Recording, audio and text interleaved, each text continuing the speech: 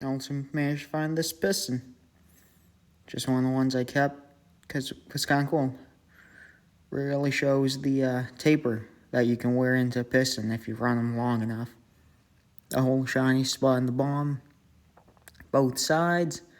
Just shows how this thing started rocking in the bore ever so slightly. Just old, worn out saw, slapped a piston in it, got a few more tanks of fuel through it. Was good enough for the job I was on, at least. But hey, you win some, you lose some. This one, got me through the job.